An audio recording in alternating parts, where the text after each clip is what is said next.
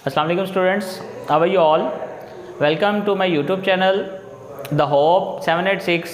Please subscribe the channel and click the bell icon so that you can watch my next video. ये students, आज lecture number 1 BA English की comprehension और precis पे जो मैंने बना रहा हूँ और देखते हैं जी कम्प्रीहेंशन प्रेसी किस तरह बनाते हैं। इसका इंट्रोडक्टरी लेक्चर है।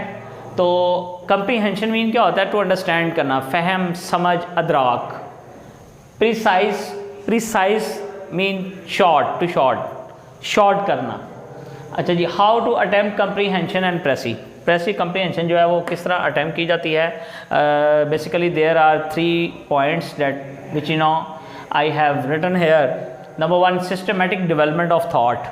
जो सिस्टमेटिक डेवलपमेंट ऑफ थाट पे अगर बात की जाए तो स्टूडेंट्स, जब आप कोई भी चीज़ बनाते हैं, देखते हैं, सुनते हैं, तो आपके सामने एक पैसेज, फॉर एग्जांपल हम कम्प्रीहेंशन की बात करते हैं, तो आप जब लिखते हुए, जब आप ऐसे भी लिखते हैं या इस तरह की कोई चीज़ आप अंडरस्टैंड करने वाली, तो आपको एक सिस्टम के तहत, यानी मतलब थ्रू प्रॉपर चैलेंज चलना चाहिए।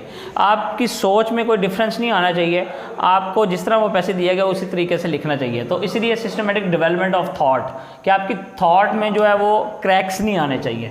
नंबर 2 पे जो पॉइंट्स है जी, absence of jarring and dissonant elements, यानी बेरबत जुमले जो इधर से उठा कर जी आप प्रेजेंट में लिखते हुए पास में लिख रहे हैं, फ्यूचर में लिख रहे हैं, या अपने पास से कोई इस तरह की चीज़ लिख रहे हैं, उससे अवॉइड करें। नंबर 3 पे जी, smoothness and elegance of style, कि जो लिखते हुए आपकी स्मूथनेस होनी चाहिए, प्रॉपर वे के साथ, प्रॉपर तरीके के साथ आपको चाहिए लिखें जी। अच्छा जी, आप इसके इंपॉर्टेंट पॉइंट्स जो हैं वो डिस्कस कर लेते हैं जी, कि प्रेसी बनाते हुए, कम्प्रीहेंशन बनाते हुए हमें किन पॉइंट्स का जो है वो ख्याल रखना चाहिए।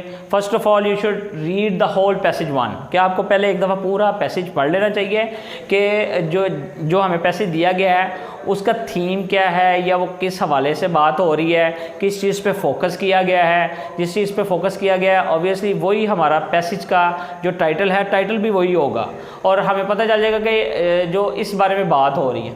नंबर 2 पे जी, give a second reading to the passage, दूसरी दफ़ा फिर पढ़ना शुरू करें, and underline the important points. फिर क्या करें, आप इम्पॉर्टेंट पॉइंट्स पे अंडरलाइन करना शुरू करें। यहाँ पे मैं स्टूडेंट्स एक और बात कहना चाहूँगा, जब पॉइंट्स आप अंडरलाइन करते हैं तो आपको मेरे ख्याल में ऐसा भी करना चाहिए कि आपको क्वेश्चन भी एक दफ़ा पढ़ लेने चाहिए, कि क्वेश्चन जो है वो किस तरह वो पूछ रहा है, और आपको थोड़ा सा जो है उसका बैकग्राउंड पता चल जाएगा।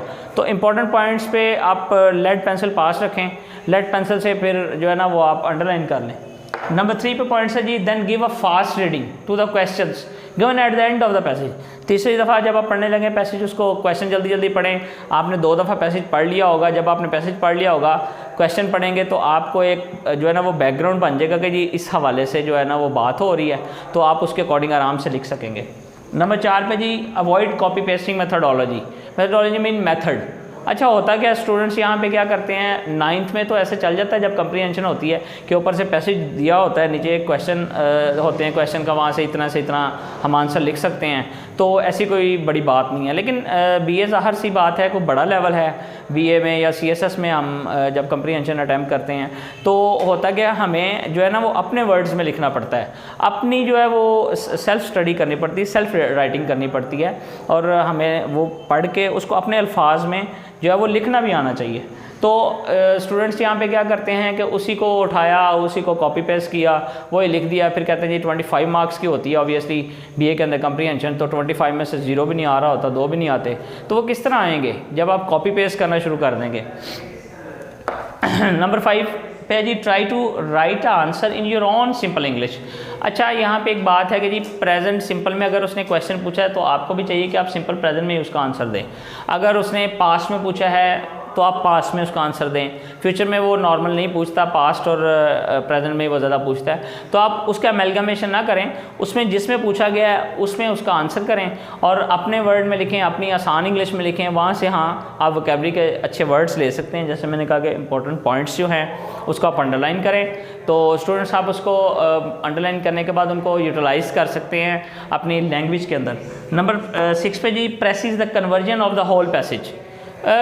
कन्वर्ट करते हैं बेसिकली, प्रेसी जो होती है वो हम लिखते हुए ये कहते भी हैं जी कि 1/3 ठीक है, 1/3 जो है वो प्रेसी होनी चाहिए, या कुछ कहते हैं जी 100 वर्ड्स की हो, 150 वर्ड्स की हो, या कुछ इस तरह भी कहते हैं कुछ टीचर्स के जी सुनने में आया कि जी जो क्वेश्चंस के आप आंसर लिखते हैं उनको थारोली जो है ना वो आप लिखना शुरू करें, और जब आप थारोली लिखना शुरू करते हैं तो उसके आंसर पहले से लेके लास्ट 5 क्वेश्चन या 4 क्वेश्चन होते हैं उनके एंड तक आप उसके क्वेश्चन के आंसर लिख दें, तो ये भी एक तरह से प्रेसी ही बन जाती है। तो कोशिश ये करें कि आप उसको एक दफ़ा पढ़ने के बाद अपने अल्फाज में लिखना शुरू करें जी।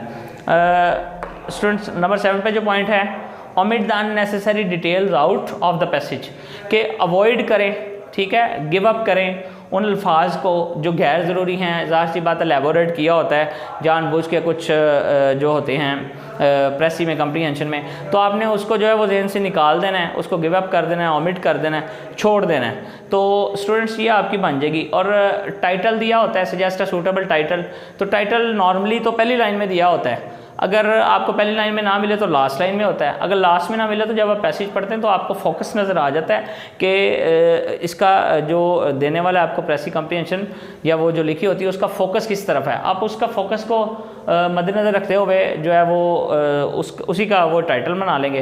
तो स्टूडेंट्स ये मेरा आज का लेक्चर था कम्प्रीहेंशन प्रेसी का, बीए इंग्लिश 3rd ईयर में ये इंक्लूडेड है 25 मार्क्स की। उम्मीद है आपको आज की मेरी वीडियो पसंद आई होगी। और स्टूडेंट्स ये तो आज इंट्रोडक्टरी लेक्चर था, इंशाल्लाह नेक्स्ट वीडियो जब हम कम्प्रीहेंशन की करेंगे तो कोई एक कम्प्रीहेंशन हम लेंगे तो इंशाल्लाह उसको सॉल्व करने की कोशिश करेंगे। Thank you very much ji.